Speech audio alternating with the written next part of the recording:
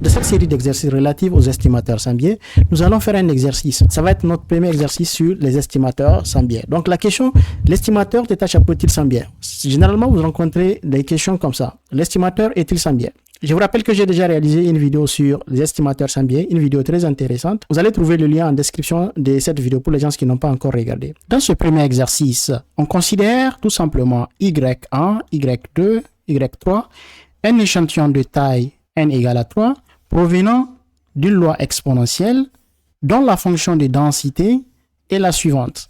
C'est tout simplement f de y qui est égal à 1 sur θ multiplié par exponentielle moins y sur θ, si y est supérieur ou égal à 0, avec θ qui est strictement positif, cette fonction de densité est égale à 0 dans le cas contraire, c'est-à-dire dans le cas où y est inférieur à 0, strictement inférieur à 0. On vous dit soit les estimateurs suivants pour le paramètre θ, on a l'estimateur θ1 chapeau qui est égal à y1 et l'estimateur θ chapeau 2 qui est égal à y1 plus 2 fois y2 sur 3 et l'estimateur θ chapeau 3 qui est égal à y bar, c'est y1 plus y2 plus y3 divisé par 3, c'est-à-dire la moyenne arithmétique. On vous pose la question suivante. Les estimateurs θ1 chapeau, θ2 chapeau et θ3 chapeau sont-ils des estimateurs sans biais pour le paramètre θ? Pour le paramètre θ. D'accord? C'est ça la question. Ces estimateurs sont-ils sans biais pour le paramètre θ? On va le faire ensemble, étape par étape. On va commencer par, dans un premier temps, par l'estimateur θ1 chapeau et par la suite, on va voir pour les cas de θ2 chapeau et enfin pour les cas de θ3 chapeau. La question que vous allez me poser, comment démontrer si un estimateur est sans biais? Alors, en fait, c'est facile, c'est très simple. Il suffit de déterminer l'espérance mathématique de l'estimateur. Je suis en train de généraliser. Supposons que je parle de l'estimateur θ chapeau de façon générale. On doit déterminer l'espérance mathématique de θ chapeau. Si jamais on trouve que c'est égal à θ, on va conclure, on conclut que θ chapeau est un estimateur sans biais pour θ. On va commencer par l'estimateur θ1 chapeau, ok? θ1 chapeau, on a dit que c'est égal à y1, ok? Allons-y. L'espérance mathématique de θ1 chapeau, c'est tout simplement l'espérance mathématique de y1. Ok? y1 suit une loi exponentielle de paramètre 1 sur θ. Parce que y1 provient de la loi exponentielle de paramètre 1 sur θ. Parce que ici, si vous regardez la densité ici, vous voyez très bien que y ici suit une loi exponentielle de paramètre 1 sur θ. Donc y1 également suit une loi exponentielle de paramètre 1 sur θ. Comme y1 suit la loi exponentielle de paramètre 1 sur θ, ça veut dire que tout simplement, l'espérance mathématique de y1 est tout simplement égale à l'espérance mathématique de y. Parce que y1 a la même loi que y. Donc, elles ont la même espérance mathématique. Donc, le challenge va être la détermination de l'espérance mathématique de y. Je vais vous montrer comment le faire tout de suite. C'est pas du tout compliqué. Comme y est une variable qui suit la loi exponentielle, donc c'est une loi continue. L'espérance mathématique de y, c'est tout simplement égal l'intégrale sur 0 à plus l'infini de y multiplié par la fonction de densité de y. Voilà, on va intégrer tout simplement y fois la fonction de densité de y sur le domaine de définition de y, c'est-à-dire 0 à plus l'infini. Le domaine de définition de y, c'est tout simplement à ce niveau. On vous a dit que y doit être supérieur ou égal à 0, c'est-à-dire que c'est de 0 à plus l'infini. On y va. On va remplacer la fonction de densité de y, donc c'est l'intégrale sur 0 à plus l'infini de y multiplié par 1 sur θ fois exponentiellement y sur θ dy. Ça, c'est tout simplement l'intégrale qu'on va déterminer. On va essayer de procéder par intégration par partie. Vous allez voir, ça va être très facile. Ce que je vais faire, je vais poser d'abord y, posant une fonction ici, u de y, qui est égale à tout simplement y. Ok? À partir de là, déjà, je peux savoir que la dérivée de u, qui est ici u' de y, c'est 1. Ok? Si vous dérivez y par rapport à lui-même, c'est 1. En même temps, je vais poser v' y, qui est égal à tout simplement 1 sur θ exponentielle moins y sur θ. Maintenant, quelle est la fonction dont la dérivée est égale à 1 sur θ fois exponentielle moins y sur θ? C'est ce que je vais appeler la primitive. La primitive, c'est vy. C'est-à-dire, quelle est la fonction vy dont la dérivée est égale à 1 sur θ fois exponentielle moins y sur θ. C'est facile, c'est tout simplement moins exponentielle moins y sur θ. Si vous dérivez cette fonction-là, vous allez tomber sur V'. OK? On utilise la formule de l'intégration par partie. Donc, on va voir l'expérience mathématique de y, c'est tout simplement, vous allez faire ceci, vous allez prendre tout simplement u de y multiplié par v de y. Vous allez évaluer ça sur 0 à plus l'infini. OK?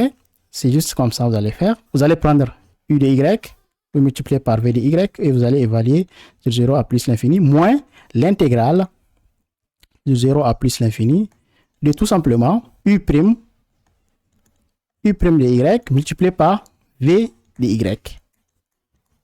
D'accord? On y va. On remplace. U de y, c'est tout simplement, c'est y multiplié par moins exponentielle de moins y sur θ. Donc, c'est le signe moins, je vais le mettre devant. Donc, ça va faire moins y exponentielle moins y sur θ. Je vais évaluer ça sur 0 à plus l'infini. Moins, OK, l'intégrale c'est 0 à plus l'infini. U' de y, c'est quoi? C'est 1. Donc, ça va faire 1 fois v de y c'est moins, donc il y a le signe moins, je peux le faire sortir, il va rencontrer l'autre signe moins, donc ça va devenir positif, donc je ne vais plus parler de signe moins. Donc ça va faire ici exponentielle moins y sur θ dy. OK. Déjà, à ce niveau-là, ça me donne quoi? Ça me donne tout simplement, là comme je suis à plus l'infini, je vais évaluer d'abord en plus l'infini, donc il faut parler de limite. Limite quand y tend vers plus l'infini, de quoi? De moins y, exponentielle moins y sur θ. D'accord? Et maintenant, je fais moins, je vais évaluer cette fois-ci en 0. Donc, ça veut dire que je vais remplacer y par 0. Donc, je vais avoir moins 0 fois exponentielle moins 0 sur θ. Et je ferme. Donc, je vais évaluer tout ça. OK? Plus l'intégrale, c'est 0 à plus l'infini. Il va rester ici. Exponentielle moins y sur θ dy. Ça, déjà, c'est une limite remarquable, c'est 0. Ça, c'est 0. C'est une limite remarquable, c'est 0. Également, ici, c'est 0. Ça fait 0 ici. Tout ça, là, ça donne 0. Parce que ça, c'est une limite remarquable. Et ça, c'est 0 également. Donc, finalement, tout ça, ça vaut 0. Donc, il va rester plus intégrale sur 0 à plus l'infini de exponentielle moins y sur θ dy. Je vais utiliser ici un peu d'astuce parce que je vais faire sortir tout simplement la densité de proba de y. Comme ça, vous savez, en fait, si j'ai l'intégrale sur 0 à plus l'infini de la fonction de densité de dy, ça fait 1. En fait, je vais faire sortir cette fonction de densité. Vous allez voir que tout va se simplifier.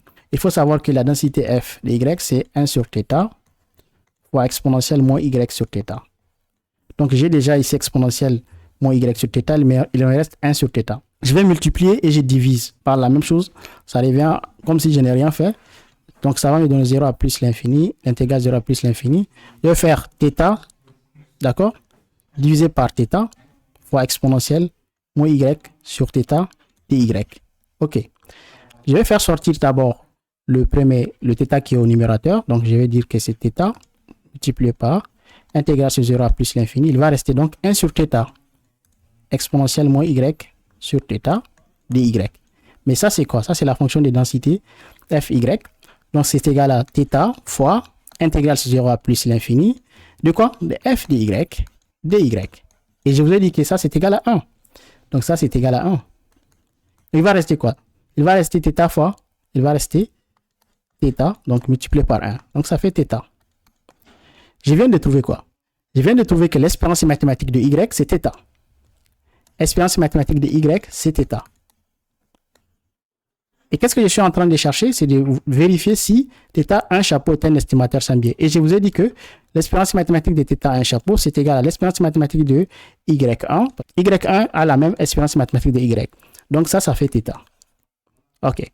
Donc on vient de prouver que l'espérance mathématique de θ un chapeau est égal à θ. Qu'est-ce qu'on va dire? Qu'est-ce qu'on va dire? On va conclure que θ un chapeau est un estimateur sans biais pour le paramètre θ.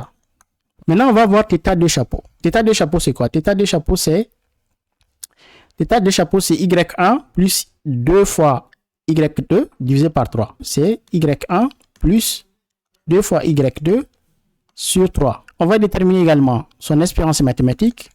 Espérance mathématique de θ de chapeau. Donc, ça va faire l'espérance mathématique de tout ça. OK? Donc, c'est l'espérance mathématique de y1 plus 2 fois y2 sur 3.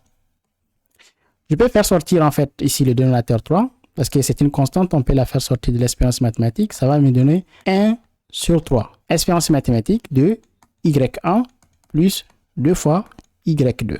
C'est quoi ça? Ça, c'est tout simplement 1 sur 3 fois. Je peux faire entrer l'espérance mathématique ici. En appliquant la propriété de la linéarité de l'espérance mathématique, ça va me donner espérance mathématique de y1 plus espérance mathématique du deuxième élément, c'est-à-dire espérance mathématique de 2y2. Ça me donne 1 tiers, d'accord, multiplié par l'espérance mathématique de y1, espérance mathématique de y1, plus, là, il y a une constante ici, je peux faire sortir de l'espérance mathématique, ça fait 2 fois espérance mathématique de y2. On sait que y1 et y2, elles ont la même loi que y. Par conséquent, l'espérance mathématique de y1 est égale à l'espérance mathématique de y2. C'est la même chose que l'espérance mathématique de y. Elles ont la même espérance mathématique que y. Et elle est égale à combien? C'est égal à θ tout simplement. Donc, je vais remplacer, je vais trouver quoi? Je vais trouver 1 sur 3, d'accord? Multiplié par, ça fait quoi? Ça fait θ, donc ça fait θ ici, plus 2 fois θ.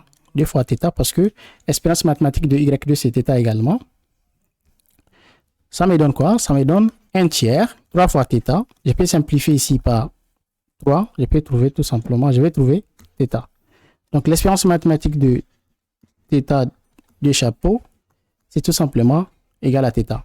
Donc qu'est-ce qu'on va dire? On conclut que θ de chapeau est un estimateur sans biais pour θ. On va vérifier maintenant, est-ce que θ3 chapeau, qui est égal à ici y bar, c'est-à-dire y1 plus y2 plus y3 sur 3. On va vérifier si c'est un estimateur sans biais. Pour cela, on va faire la même chose. On va déterminer l'espérance mathématique de θ chapeau 3. C'est tout simplement l'espérance mathématique de y1 plus y2 plus y3 sur 3. Ça fait quoi? Ça va donner 3. Ici, je peux faire sortir parce que c'est une constante. On peut la faire sortir de l'espérance mathématique. C'est 1 sur 3. Espérance mathématique de y1 plus y2 plus y3. En appliquant la propriété de la linéarité de l'espérance mathématique, je vais dire tout simplement que c'est égal à 1 tiers multiplié par espérance mathématique de y1. L'espérance mathématique va aller au niveau de y1 plus espérance mathématique de y2 également plus espérance mathématique de y3. Je ferme la grande parenthèse. Et je vous ai dit tout à l'heure que y1, y2 ainsi que y3, elles ont la même loi que y. Par conséquent, leurs espérances mathématiques sont égales. C'est-à-dire que l'espérance mathématique de y1, c'est égal à l'espérance mathématique de y2, c'est égal à l'espérance mathématique de y3, c'est égal à l'espérance mathématique de la variable aléatoire y, c'est-à-dire c'est égal à θ. Donc ça va faire 1 tiers. On va trouver ici c'est θ, ça également c'est θ, donc plus θ, ça aussi plus θ. Donc, ça va me donner 1 tiers multiplié par 3 fois θ. Parce qu'ici, on a 3 fois. On simplifie les 3, on va tomber également sur θ. Donc, on vient de trouver que l'espérance mathématique de θ3 chapeau, c'est égal à θ. Qu'est-ce qu'on va dire? On conclut que θ3 chapeau est un estimateur sans biais pour les paramètres θ. Vous voyez, tous les 3 estimateurs sont des estimateurs sans biais. OK? On vient de le démontrer étape par étape. Donc, la séance prochaine, nous allons voir comment comparer ces estimateurs. Donc, ça va être l'objet de l'exercice 2. On va essayer de voir comment déterminer les variances. Et on va voir aussi comment comparer et choisir le meilleur estimateur parmi les 3.